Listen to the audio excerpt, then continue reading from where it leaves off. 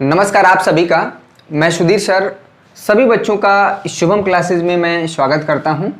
पुनः हम class 10th में एक बहुत ही महत्वपूर्ण टॉपिक, एक क्वेश्चन ही कह सकते हैं, लेके आए हैं जो कि लगभग हर साल पूछा जाता है। कुछ भी ऐसा है इस क्वेश्चन में, क्या है जो क्यों पूछा जाता है, सबसे बड़ी बात यह है क्योंकि इसका प्रूफ थोड़ा सा अटपटा है, लेकिन उसको समझने के लिए कुछ चीज़ें यहाँ पे लिखी हुई हैं, उसको हम समझाएंगे, इसलिए क्वेश्चन इंपॉर्टेंट हो जाता है। आप देख लीजिए कि क्वेश्चन जो है 2014, 2015, 2016, 2017, 2018, 2019, 2020 लगभग ऐसा नहीं है कि कभी किसी न किसी साल नहीं पूछा गया है, इसलिए क्वेश्चन इंपॉर्टेंट है। आइए हम इसके बारे में सीखेंगे कि क्या सिद्ध कीजिए कि √2 ऑब्लिक √3 ऑब्लिक √5 एक अपरिमेय संख्या है। इसमें से कोई भी एक क्वेश्चन आता है, क्वेश्चन बहुत ज़्यादा इंपॉर्टेंट है। मैं मतलब कितना ज़्यादा कह सकता हूँ, कभी कभी जैसे ये क्वेश्चन है तो ये भी पूछ देता है कि प्रूव करिए कि 5 + √3 एक अपरिमेय संख्या है, इस तरह से भी, ठीक है। 5 अपान में √3 अपरिमेय संख्या है। तो ये सारी क्वेश्चन जो है ये सब कुछ तभी सीख पाएंगे जब इसका प्रूफ आप जानते रहेंगे, ठीक है। एक क्वेश्चन सीधे 6 नंबर का आता है इस पूरे एक्सरसाइज, मतलब इस चैप्टर में, यानी कि चैप्टर नंबर 1 में यही क्वेश्चन मतलब सबसे ज़्यादा इंपॉर्टेंट। और भी क्वेश्चन हैं, मैं नहीं कह सकता कि नहीं वहाँ से पूछे जाते हैं, तो ये क्वेश्चन बहुत ज़्यादा इंपॉर्टेंट है, ठीक है। तो अपरिमेय संख्या के बारे में सीखेंगे, लेकिन उससे पहले हमें जानना पड़ेगा कि परिमेय संख्या क्या। हम पहले ही दिन बताए थे, 3 लेक्चर हुआ है इसका। तो पहला लेक्चर हमने बताया था कि संख्याओं के बारे में पूरा डिटेल बताए थे, natural number, even number, odd number, prime number, को प्राइम नंबर, तमाम तरह की चीज़ें थी, उस पर डिस्कस। फिर भी आज हम डिस्कस करते हैं अपरिमेय संख्या क्या है। वे हर एक संख्या जिसे हम p/q के रूप में लिख पाएँ, जहाँ पे ये चीज़ हमें बताना पड़ेगा, जहाँ पर बहुत इंपॉर्टेंट है, जहाँ पर p एवं q क्या हो, एक अभाज्य संख्या, ठीक है। अभाज्य संख्या लिया जाएगा, अभाज्य संख्या, यानी कि अभाज्य संख्या क्या होती है, जिसमें कि p और q अभाज्य संख्या होंगी, प्राइम नंबर होंगे, यानी कि p और q एक दूसरे से, यानी कि कोई कॉमन नंबर नहीं होगा जिसे ये भी कट जाए और ये भी कट जाए। या हम ये कह सकते हैं अभाज्य संख्या होंगी, अभाज्य और अभाज्य पूर्णांक संख्या, धनात्मक पूर्णांक। अभाज्य के साथ साथ पूर्णांक भी होंगी, जैसे इसमें 2.5, 3 मतलब पॉइंट वाला, यानी कि दशमलव वाला नंबर नहीं होगा। जैसे हम बात करें कि कोई भी x, अगर हम बात करें 3/2, 5/7, ठीक है, 1/3, ये सारे के सारे के हमारे यहाँ पे इस तरह से देखिए 3/2, 5/7, 1/3। 3 क्या है, अभाज्य संख्या है, 2 भी क्या अभाज्य संख्या, 5 भी अभाज्य संख्या, 7 भी अभाज्य संख्या, 1 अभाज्य, ठीक है, 1/3, इस तरह से जो है हमारे क्या है। तो ये इंपॉर्टेंट है, यहाँ पे मतलब कर देते हैं 11/3।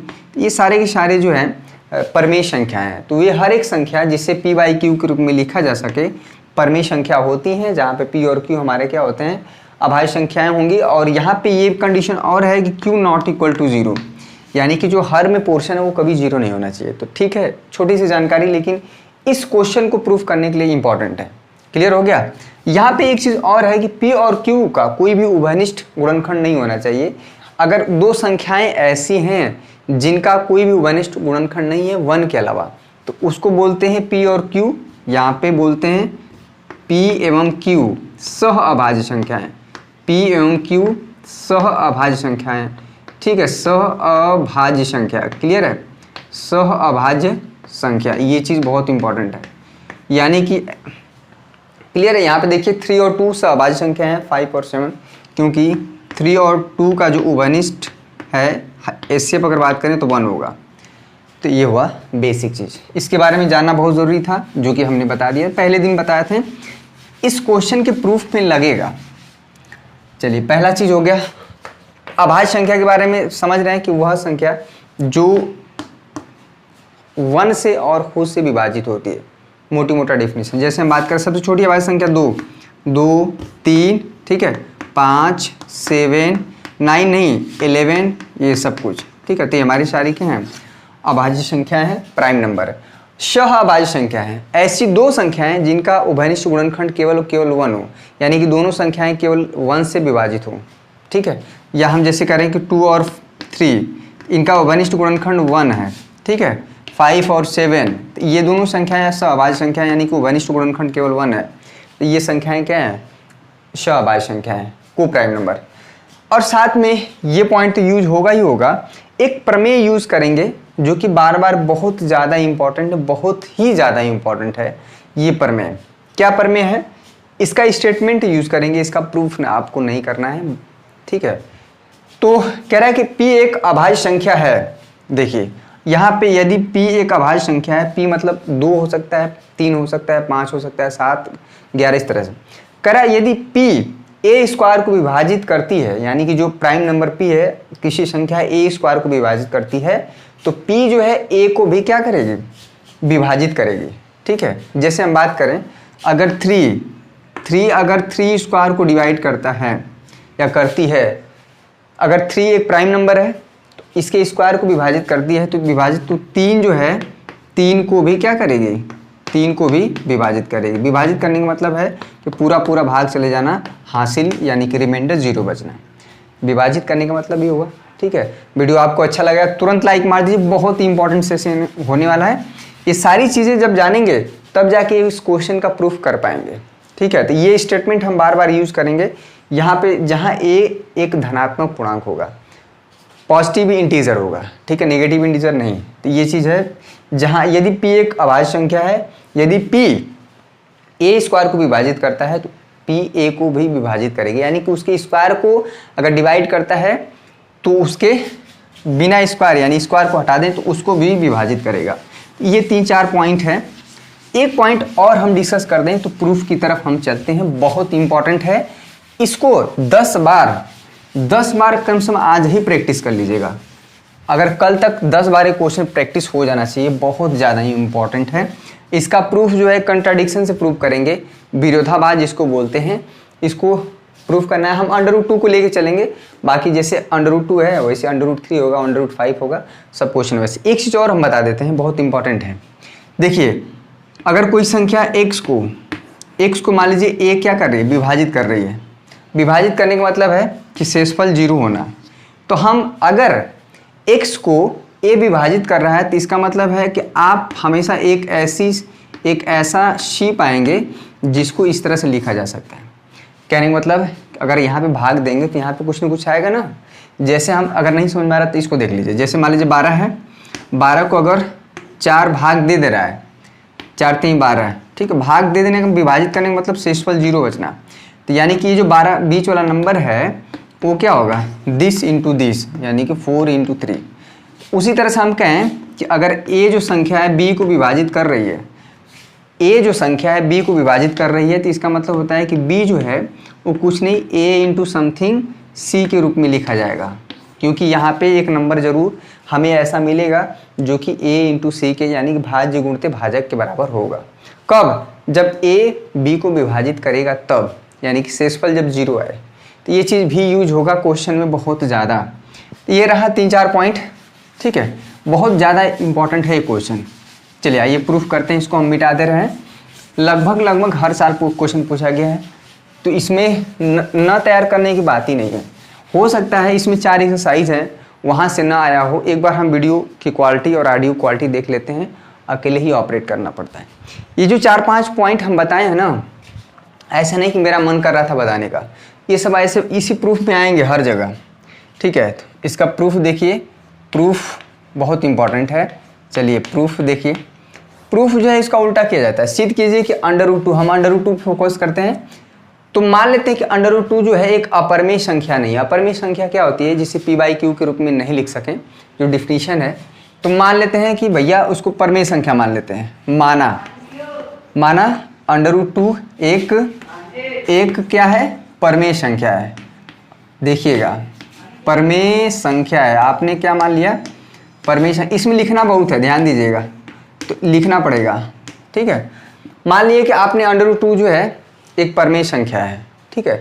तो इसलिए क्या होगा, √2 हमेशा a/b के रूप में रिप्रेजेंट किया जाएगा। क्यों, क्योंकि परमेय संख्या, आपने √2 को क्या माना है, परमेय संख्या, और हर एक परमेय संख्या p/q के रूप में लिखा जाता है।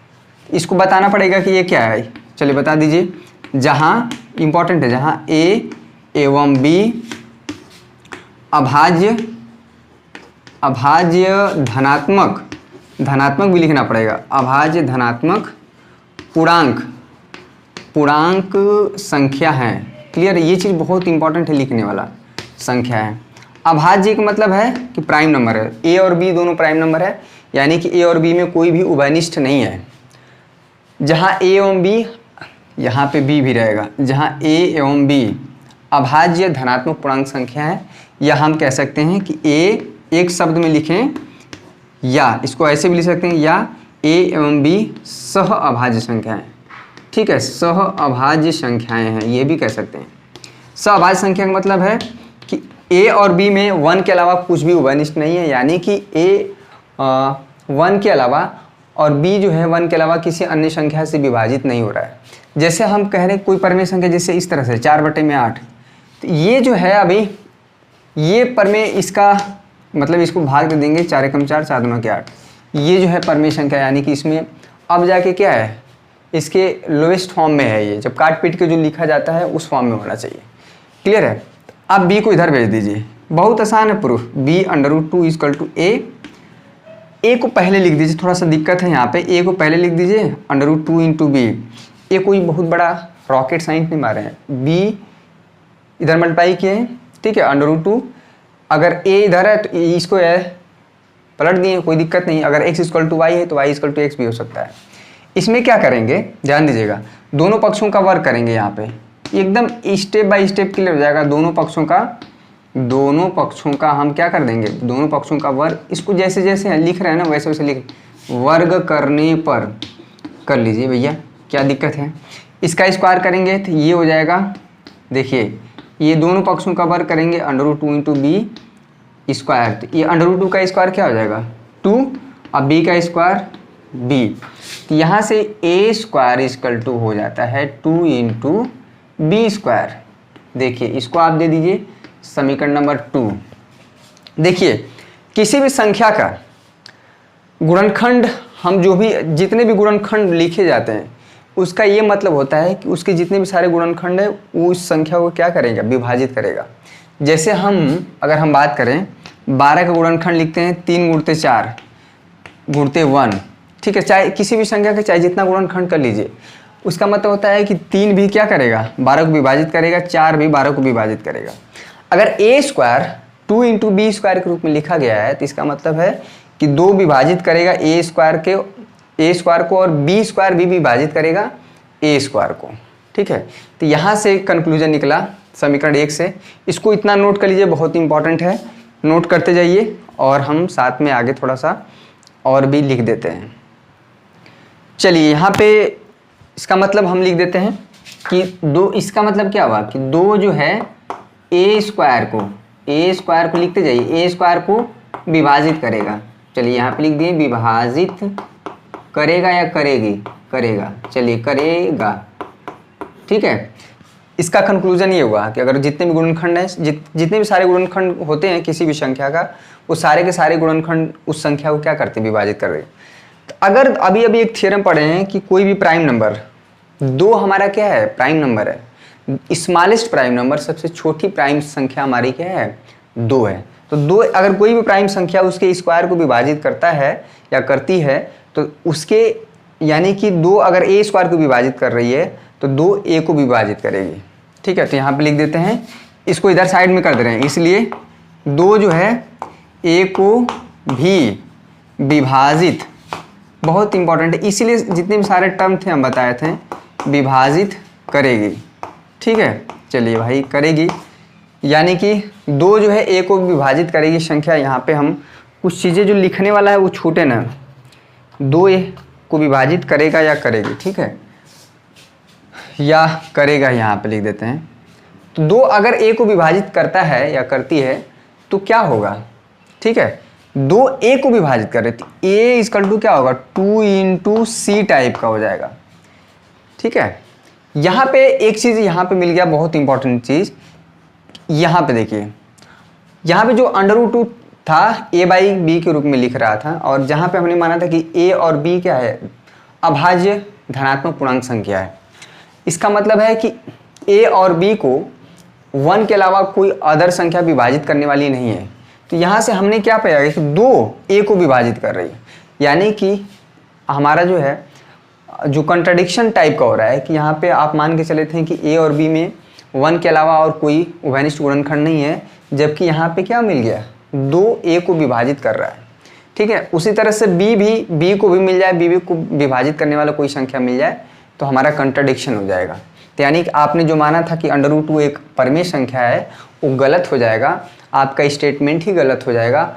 √2 ऑटोमेटिक हमारी क्या हो जाएगी, अपरमेय संख्या हो जाएगी। ठीक है, चलिए 2a को क्या कर रहा है, विभाजित करेगा या करेगी। ठीक है, तो a = 2 × c के रूप में लिखा जाएगा। कोई भी संख्या किसी संख्या को विभाजित करता है तो यहाँ पे 2 × यहाँ पे लिखना पड़ेगा। यहाँ पर c क्या है, c एक धनात्मक पूर्णांक है। ठीक है, बार बार लिखना पड़ेगा, धनात्मक पूर्णांक है। चलिए यह a का मान समीकरण 2 में रख दीजिए। ठीक है, यह a का मान 2c जो है यहाँ पे समीकरण नंबर 2 में रख दीजिए। a की जगह रख देते हैं, लिख दीजिए a का मान बहुत इंपॉर्टेंट प्रूफ है भैया, कोई इतना अच्छे से a का मान समीकरण, इसलिए हम कुछ छोड़ नहीं रहे हैं, समीकरण 2 में रखने अगर ये प्रूफ कर लेंगे तो रखने पर a का जगह क्या है, 2c का स्क्वायर। ठीक है, वहाँ पे क्या है, 2 × b²।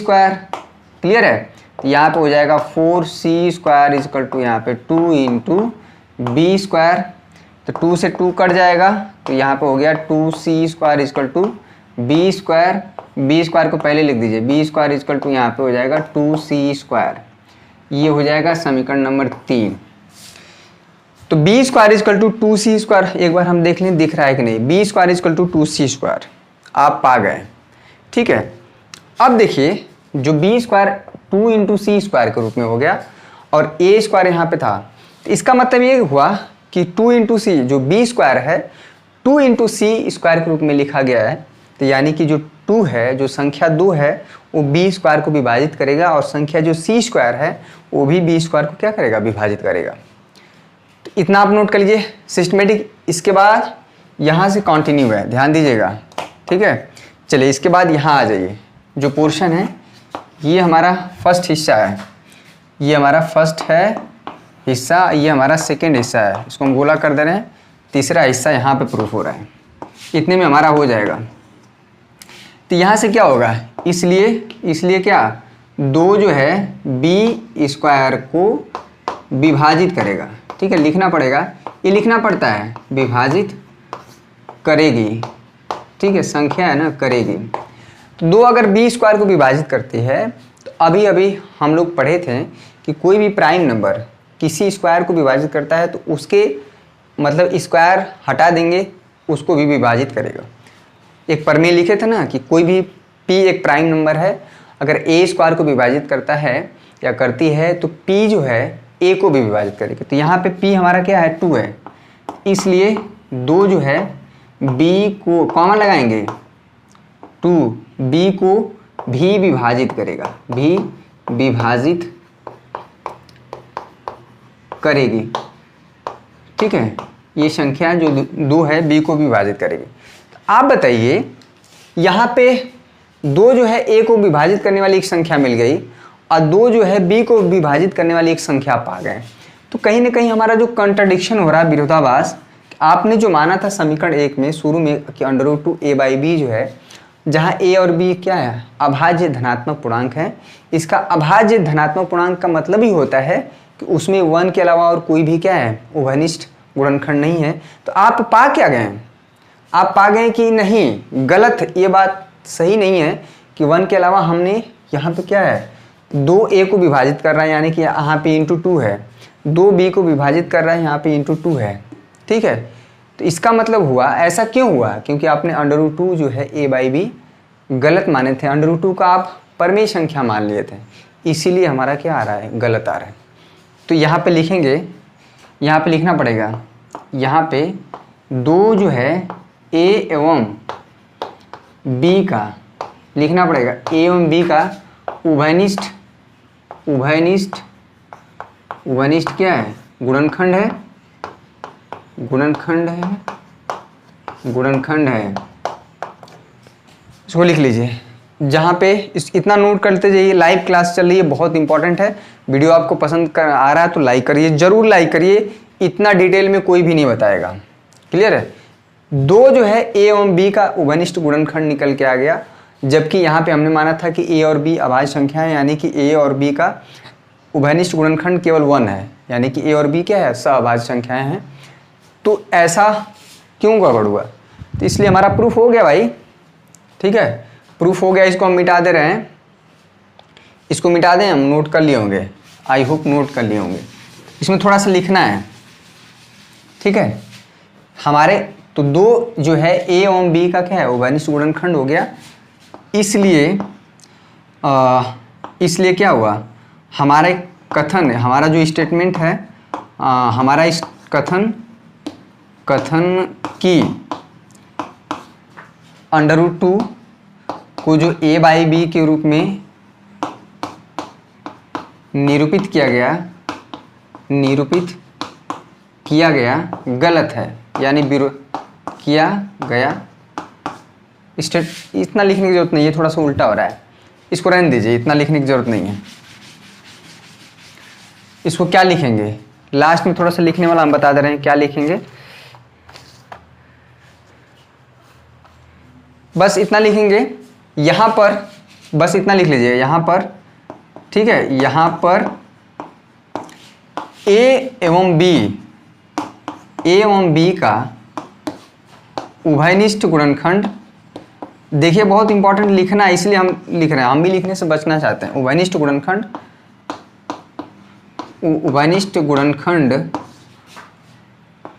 1 है।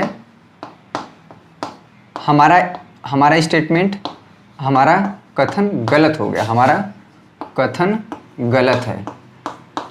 ठीक है, गलत है, आपने जो माना था वो आपका स्टेटमेंट ही गलत हो गया। यहाँ पर ए एवं बी का उभयनिष्ठ गुणनखंड 1 है, हमारा कथन गलत हो गया, या ठीक है हो गया। ऐसा क्यों हुआ भाई, आपका स्टेटमेंट क्यों गलत हो गया, क्योंकि आपने √2 जो है परमेय संख्या माना था। ठीक है, इसलिए √2 क्या हुआ, अपरमेय संख्या, बस इतना ही लिखना है, बहुत ज़्यादा लिखने की जरूरत नहीं है, अपरमेय संख्या। ठीक है, थोड़ा सा अटपटा जरूर होगा, लेकिन हम क्या करेंगे, इसको √2 क्या हुआ, अपरमेय संख्या हो गया, बस इतना ही लिखना है। ठीक है, अब देखिए अगर क्वेश्चन में √3 है तो जहाँ जहाँ √3 है ना, जहाँ जहाँ √2 है वहाँ √3 हो जाएगा, जहाँ जहाँ √5 है √5 हो जाएगा। ठीक है, √7 भी हो सकता है, √11 भी हो सकता है, सबका प्रूफ इसी तरह से होगा। तो क्लियर हुआ, जितने भी सारे नंबर √2 वाले हैं, 3-4 चीज़ें यूज हुई हैं। ये जो a बाई बी और a और b हमारा क्या होना चाहिए, सहअभाज्य संख्या है, या a और b दोनों अभाज्य संख्या, यानी कि 1 के अलावा कोई भी उभयनिष्ठ गुणनखंड नहीं होना चाहिए। ये चीज़ हम शुरू में मानेंगे, बाद में हम क्या है, a और b का एक उभयनिष्ठ गुणनखंड पा जाते हैं। ठीक है, वही हमारा स्टेटमेंट गलत हो जाता है, विरोधाभास हो जाता है हमारे स्टेटमेंट में। आपका मानना गलत हो जाता है कि आपने ए और बी में जो माना था कि 1 के अलावा कोई उभयनिष्ठ गुणनखंड नहीं है, हमारा कथन ही क्या गलत हो जाता है। इसलिए हम तुरंत कह देते हैं कि √2 क्या है, परमेय संख्या नहीं है, एक अपरमेय संख्या है। उल्टा कंट्राडिक्शन, जिसको स्टेटमेंट जो माने थे वो हमारा कंट्राडिक्ट कर गया, विरोध हमारे स्टेटमेंट में ही हमारा क्या है। कभी कभी जो होता है ना, आदमी जो बोलता है अपने ही बोलने में क्या हो जाता है, फंस जाता है, उसी के बाद कभी कभी गलत हो जाती है। ठीक है, तो उस चीज़ को फिर हमें क्या करना पड़ता है, उल्टा करना पड़ता है। वही चीज़ हुआ है यहाँ पे। तो ये रहा कुछ क्वेश्चन, बहुत इंपॉर्टेंट था, और भी 1-2 क्वेश्चन है, उसको हम डिस्कस कर दे रहे हैं। अब इसी प्रूफ में जहाँ जहाँ हम बोल रहे हैं ना √2 है, वहाँ √3 हो जाएगा, और सब कुछ उसी तरह से आगे बढ़ता जाएगा। यहाँ पे 2 आ रहा था, वहाँ पे 3 आएगा। ठीक है, यहाँ पे 5 आ रहा था, जहाँ जहाँ 2 आ रहा था वहाँ 5 आ जाएगा। सब कुछ प्रूफ सेम तरह से होगा, एकदम इसी तरह से डिक्टो। इसको 10 बार जो है आप कम से कम कॉपी पे लिख लिख के प्रैक्टिस करिएगा, इंपॉर्टेंट है ये। क्या चीज़ था इसमें कि अगर p एक प्राइम नंबर है जो a² को विभाजित करता है, तो p जो है a को भी विभाजित करेगा, ये स्टेटमेंट था। और बाकी सारी चीज़ें अभाज्य संख्याएं, सहअभाज्य संख्याएं, परमेय संख्या क्या होती हैं, तो ये सारी चीज़ें डिस्कस किया गया। इसके प्रूफ, ये प्रूफ इसलिए इंपॉर्टेंट हो जाता है कि इसमें कई चीज़ें इंक्लूड रहती हैं। आइए एक्सरसाइज 1.3 के 1-2 क्वेश्चन और कर लेते हैं हम। उसी से मिलता जुलता क्वेश्चन एक्सरसाइज 1.3 में देखिए, क्वेश्चन नंबर 1 जो है आपके पास बुक है ना, तो सी दिखीजिए कि √5 एक अपरमेय संख्या है। जैसे पहले किए हैं वैसे देखिए, इसमें दो तरह का, एक 6 नंबर का आता है, एक 4 नंबर का आता है। ये जो क्वेश्चन है 4 नंबर का होगा, इसके पहले जो प्रूफ कराए हैं वो 6 नंबर में आएगा। क्लियर है? दूसरा क्वेश्चन कह रहा है सिद्ध कीजिए कि 3 + 2 √5 एक अपरिमेय संख्या है। देखिए, इसमें आप जो यूज़ करेंगे, इसमें कुछ चीज़ें यूज़ करना पड़ेगा। मतलब आपको पहले जानकारी हो गई है कि √2, √3 और √5 ये सारे के सारे क्या हैं? अपरिमेय संख्या हैं। इसी का यूज़ करेंगे, यानी कि अपरिमेय संख्याओं को p/q के रूप में या a/b के रूप में हम लोग नहीं लिख पाएंगे, यानी कि ठीक है। तो हम लोग क्या है, एक अपरिमेय संख्या है तो मान लेते हैं, इसका प्रूफ ही अजीब टाइप का है। तो मान लेते हैं कि हमको प्रूफ करना है कि 3 + 2 √5 एक अपरिमेय संख्या है। तो माना नहीं भाई, ये गलत बात है कि 3 + √5 है इसको परमेय संख्या मान लेते हैं। ठीक है, परमेय संख्या, इसका प्रूफ इसी तरह से होता है। आसान है, उतना बड़ा नहीं करना है। परमेय संख्या है, आपने मान लिया। ठीक है, प्रूफ शुरू हो चुका है। इसी तरह से प्रूफ होता है। ठीक है, और कोई दूसरा रास्ता होता तो मैं उसको जरूर बता। कोशिश किए कि आपको एकदम शॉर्ट में जितना भी हो सके मैंने कोशिश किया। तो अगर ये परमेय संख्या है भैया, तो 3 + क्या हो जाएगा 2 √5 किससे लिखा जाएगा? a/b के रूप में। क्योंकि परमेय संख्या की जो परिभाषा है, जो डिफिनीशन है, कि वो हर एक संख्या जिसे p/b के रूप में या a/b के रूप में लिखा जा सके वो क्या है? परमेय संख्या। यहाँ पे बताना पड़ेगा, जहाँ पे ये चीज़ हर बार लिखना पड़ेगा, जहाँ पर a एवं b क्या है? धनात्मक पूर्णांक है। ठीक है, ये चीज़ लिखना पड़ेगा, धनात्मक पूर्णांक है। उभयनिष्ठ गुणनखंड 1 है, वो तो है ही। तो a और b हमारे धनात्मक पूर्णांक हैं। तो क्या करिए, इसको 2 √5 a/b, ये +3 है, उधर लेते जाइए, तो ये हो जाएगा a - ये हो जाएगा 3b/b।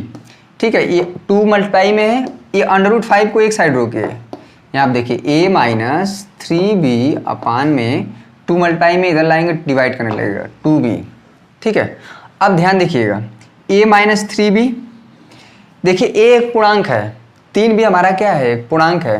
पूर्णांक में अगर पूर्णांक संख्या का मल्टीप्लाई होता है तो पूर्णांक ही आता है, और पूर्णांक में से पूर्णांक घटाते हैं तो एक पूर्णांक ही आता है। और 2b हमारा पहले क्या था? पूर्णांक था। पूर्णांक में अगर 2 का मल्टीप्लाई करते हैं तो 2 हमारा पूर्णांक संख्या है, तो पूर्णांक में पूर्णांक मल्टीप्लाई करते हैं तो पूर्णांक ही आता है। यानी कि ऊपर भी इसको हम मान लेंगे p, इसको मान लेंगे q। फाइनली जो है ये भी पूर्णांक है, ये भी क्या है? पूर्णांक है। इसलिए जो राइट हैंड साइड माना, इसको मान लेते हैं, माना ये जो p बराबर a - 3b, ये क्या है? एक पूर्णांक होगा। ठीक है, एक पूर्णांक है।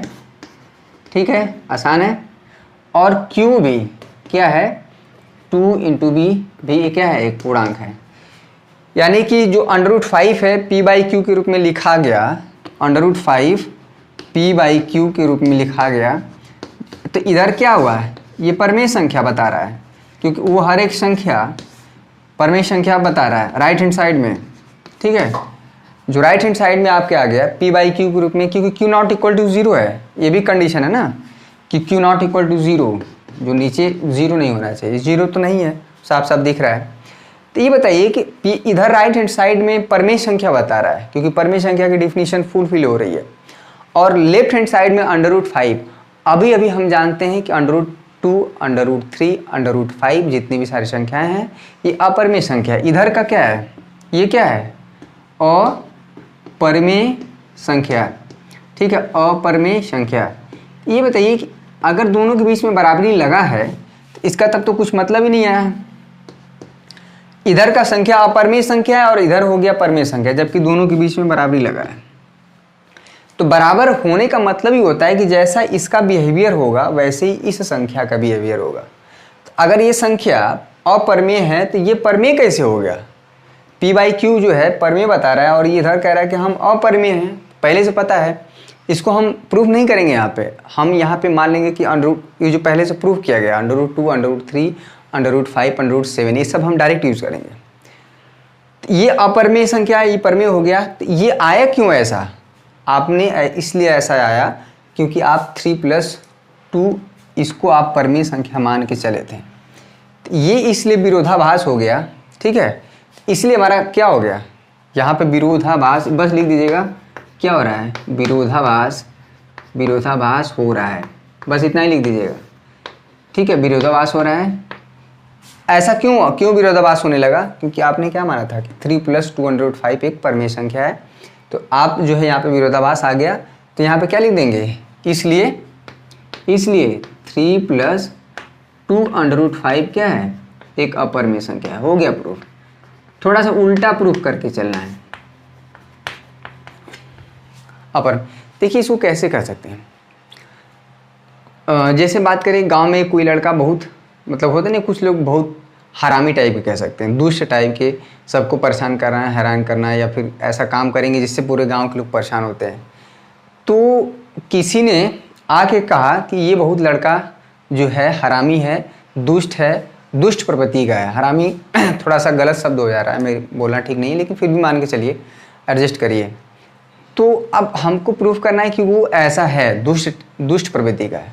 तो हम उसको मान लेंगे कि माना नहीं, वो अच्छे प्रवृत्ति का है, सही है। तो होगा क्या, जब उस लड़की को आप अच्छा मान के चलेंगे तो 1-2 दिन बाद आप देखेंगे कि कुछ ऐसा हरकत, ऐसा काम कर देगा कि उससे पता चल जाएगा कि ये अच्छे प्रवृत्ति का नहीं है, क्या है, दुष्ट प्रवृत्ति का है। क्योंकि उसका काम ही, उसका वर्क ही ऐसा कर देगा, कुछ ऐसा एक्टिविटी कर देगा जिससे वो पता चल जाएगा कि हाँ ये अच्छा तो नहीं है, ये बुरा ही लड़का है।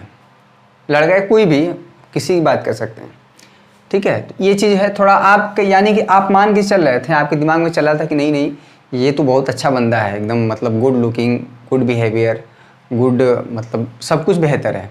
लेकिन कुछ दिन बाद पता चला क्या कि ये तो ठीक उसी का उल्टा हो गया। यानी कि हमारे दिमाग में जो आपने सोचा था, जैसा उसका इमेज बना हुआ था, ठीक उसी का उल्टा हो गया, कंट्राडिक्शन हो गया। आपके सोचने में, आपके समझने में, आपके विचारों को, आपके विचार ही क्या हो गए, उल्टा हो गए, ठीक है। तो ये चीज़ है, उसी टाइप का प्रूफ हो रहा है यहाँ पे कि जैसा आप मान के चल रहे हैं, ठीक वहाँ पे क्या हो जा रहा है, हमारे स्टेटमेंट में, हमारे मानने में भी क्या आ जा रहा है, विरोधाभास आ जा रहा है। तो ये रहा प्रूफ। चलिए क्वेश्चन नंबर 2 हो गया। इसमें क्वेश्चन नंबर 3 भी देख सकते हैं। क्वेश्चन नंबर, ये सब तो बहुत आसान है। तीसरे का पहला दूसरा देख लीजिए, पहला दूसरा तीसरा, फटाफट इसको मिटा दे रहे हैं। समझ में आ रहा है कि नहीं, बहुत इंपॉर्टेंट है आज का सेशन। आपके स्क्रीन पे क्वेश्चन नंबर तीसरे में 3 क्वेश्चन है, आपकी स्क्रीन पे दिख रहा है, बोर्ड पे दिख रहा है, ठीक है। तो ये तीनों क्वेश्चन को दिखाना है कि तीनों जो है, एक चीज़ तो आपको समझ में आ गया होगा कि कहीं पे √2, √3, √5 इस तरह का दिख रहा है तो अपरमेय है, इरेशनल नंबर जरूर हो जा रहा है। लेकिन कभी कभी ऐसा नहीं होता है, तो कभी दिमाग में नहीं होना चाहिए कि हाँ ये तो दिख रहा है यहाँ पे तो अपरमेय ही हो जाएगा। हो जाता है, 99% केस में हो जाता है, लेकिन कभी कभी नहीं होता है, ठीक है। वीडियो आपको पसंद आया, आज का सेशन बहुत ही इंपॉर्टेंट है। मैं जितना बार बोलूँ उससे भी ज़्यादा आप इंपॉर्टेंट समझ सकते हैं। इसको दिखाना है कि 1/√2 एक अपरमेय संख्या है। तो इसको क्या करें, पहले यहाँ पे √2 का ऊपर नीचे मल्टीप्लाई कर दीजिए, ठीक है। तो ये चीज़ हो गया √2/2, ठीक है। √2 का √2 में, यानी कि जो ये चीज़ लिखा था, तो इसको प्रूफ करना है कि अपरमेय संख्या। तो मान लेते हैं, माना ये अपरमेय नहीं है, क्या माना, √2/2 क्या है, एक परमेय संख्या है। क्या मानेंगे, सबका प्रूफ उसी तरह से होगा, परमेय संख्या है। चलिए मान लीजिए परमेय संख्या है, लिखना पड़ेगा। तो परमेय संख्या है, तो यानी कि √2/2 को a/b के रूप में लिखा जा सकेगा। यहाँ पे लिख लीजिएगा, जहाँ पे a और b क्या है, धनात्मक पूर्णांक होंगे, ठीक है। तो यहाँ पे √2 हो जाएगा, 2 का इधर मल्टीप्लाई कर देंगे, a/b। 2 × a को एक नया नंबर मान लीजिए c/b, क्योंकि 2 एक पूर्णांक संख्या और a भी हमारा पूर्णांक है, तो 2 पूर्णांक संख्याओं का मल्टीप्लाई होगा, गुणा होगा, तो फिर से पूर्णांक ही आएगा, मान लेते हैं c। यानी कि ये जो है √2 जो है c/b के रूप में, ये चीज़ क्या है, हमारा परमेय संख्या हो गया। क्यों कोई भी संख्या जो p/q के रूप में लिखा जाए, यहाँ पे b ≠ 0 हो और दोनों पूर्णांक हो, दोनों तो पूर्णांक है, ये है। तो इधर का क्या है, ये तो अपरमेय, अभी भी प्रूफ किए हैं, ये क्या रहा है, अपरमेय, ठीक है। ये लेफ्ट हैंड साइड अपरमेय बता रहा है और राइट हैंड साइड परमेय बता रहा है। और ऐसा क्यों हो रहा है, क्योंकि दोनों के बीच में बराबरी चिन्ह लगा हुआ है, तो जैसा ये नंबर होना चाहिए वैसा इसका बिहेवियर होना चाहिए। तो ऐसा हो क्यों रहा है, क्योंकि आपने इसको क्या माना था, ये देखिए ये 1/√2 ही है इस समझने के लिए, ये चीज़ एक ही है, इसलिए √1/√2 क्या है, अपरिमेय संख्या है। आप परिमेय माने थे, वो चीज़ गलत हो गया, तो लिख दीजिएगा इसलिए 1/√2 क्या है, एक अपरिमेय संख्या है। ठीक उसी तरह से इसका भी हो जाएगा, इसको भी मान लेंगे क्या कि परिमेय संख्या है, तो इसको क्या है a/b के रूप में लिखा जा सकेगा। लिखिएगा, माना कि 7√5 एक परिमेय संख्या है, परिमेय संख्या है तो इस तरह से लिखा जाएगा। तो √5 को यहाँ रोक दीजिए, यहाँ पे हो जाएगा 7b, यहाँ पे a/, इसको नया मान लीजिए c, a हमारा पूर्णांक है, चलिए 7 × b, b हमारा पूर्णांक है, 7 भी पूर्णांक है, 7 × b करेंगे, एक नया पूर्णांक आ जाएगा c। ठीक है, ये फिर से क्या हो गया, ये परिमेय, इधर क्या है, तो अपरिमेय है। ऐसा क्यों हुआ, क्योंकि ये संख्या अपरिमेय है और ये परिमेय संख्या है, क्योंकि ये p/q के रूप में है, जहाँ पे c ≠ 0 है, यानी कि डिनोमिनेटर पोर्शन, हर वाला पोर्शन 0 नहीं होना चाहिए, जो कि परिमेय संख्या की डिफिनीशन है। परिमेय संख्या की डिफिनीशन ही बहुत इंपॉर्टेंट है, पहले दिन हम बताए थे। ठीक है, तो ऐसा क्यों हुआ, क्योंकि आपने माना था कि 7√5, ये जो 7√5 परिमेय संख्या माने थे, यानी कि इसलिए प्रूफ हो गया परिमेय संख्या आप माने थे। ठीक है, इसलिए प्रूफ हो गया कि 7√5 क्या है, एक अपरिमेय संख्या है। ठीक उसी तरह से है सब कुछ, तीसरा भी उसी तरह से हो जाएगा, 6 को उधर भेज दीजिएगा तो ये काम हो जाएगा। इसलिए हमारा एक्सरसाइज 1.3 खत्म हो गया। 1.3 पूरा का पूरा क्या है, खत्म हो गया। इसमें क्वेश्चन जो है इंपॉर्टेंट थे, √2, √3 और √5, √7, इस तरह से बढ़ जाएगा, ये कुछ भी पूछ सकता है, प्रूफ हमारा उसी तरह से होगा। आई होप आपको ये सेशन बहुत मज़ा आया होगा, क्योंकि बहुत ज़्यादा कन्फ्यूज़न रहता है इस चीज़ में। मैंने बहुत क्लियर कट, बहुत ही सिस्टमेटिक वे में चीज़ों को बताने का प्रयास किया। अगर हमारा प्रयास सफल रहा है तो आप कमेंट करके बताइए कि हाँ सर मुझे समझ में आया है, और इस चीज़ को हम तैयार कर लेंगे, क्योंकि आप इसको कह रहे हैं किसी कारणवश। तो ठीक है, हम आप पिछले 10 साल का पेपर उठा लीजिए, उसमें ये सवाल ज़रूर मिलेंगे कि सिद्ध कीजिए कि इसमें से कोई भी क्वेश्चन, एक 6 नंबर का और एक 4 नंबर में, किसी दोनों में से एक आ सकता है। ठीक है, तो अगर आपको वीडियो पसंद आया मेरे प्यारे बच्चों, तो लाइक कर दीजिए। चैनल पर नए हैं तो चैनल को सब्सक्राइब करके बेल आइकन को दबा लीजिए। बेल आइकन दबाना जरूरी है। वैसे आपको वीडियो जो है 9 बजे मॉर्निंग में मिलेगा, आज किसी कारणवश जो है शाम को हो गया है, तो हम भी इंसान हैं, कभी कभी ऊपर नीचे हो जाता है, लेकिन आपको पढ़ने के लिए उतना समय चीज़ें मिलती रहेंगी। ठीक है, तो आज के लिए बस इतना ही। बहुत बहुत धन्यवाद आप सभी का। जय हिंद, जय भारत।